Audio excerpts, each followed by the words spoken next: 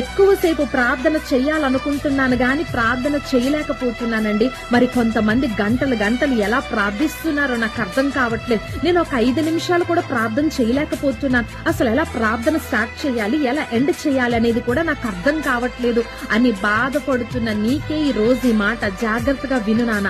5 వేలను తీసుకో. ప్రార్థనలో కూర్చునే ముందు నీకు మొదటి వేలు చెప్తుంది ఫస్ట్ దేవుణ్ణి ఆరాధించు.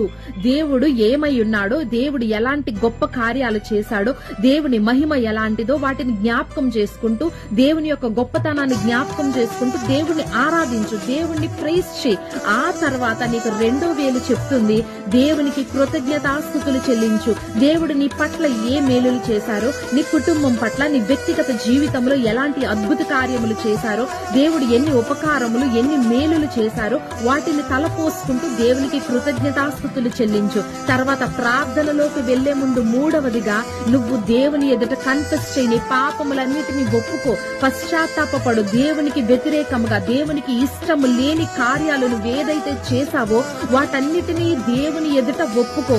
ఆ తర్వాత ఇంటర్సెషన్. 4వది ఇంటర్సెషన్ అంటే ఇతరుల కోసం, ఇతరుల అవసరతల కోసం అభ్యర్థన చేయడం. అంటే దేవుని దగ్గర విన్నవించుకోవడం, దేవుని దగ్గర ప్రార్థించడం, వారి అవసరతలు తీర్చమని, వారి సమస్యల నుంచి వారిని విడిపించమని ప్రార్థన చేయి. ఆఖరిగా పిటిషన్ అంటే నీ గురించి నువ్వు దేవుని దగ్గర అభ్యర్థన చేసుకోవటం, నీ అవసరతల కోసము, నీ సమస్యల కోసం దేవుని దగ్గర ప్రార్థించడము. ఈ 5 వేల ప్రార్థన కనుక నువ్వు చేస్తే 5 నిమిషాలు కూడా ప్రార్థించని నీవు సుమారుగా ఒక అరగంట సేపు ప్రార్థించగలిగిన దానివవుతావు, ప్రార్థించగలిగిన వాడివవుతావు. మర్చిపోవద్దు 5 వేల ప్రార్థన. ఆమేన్.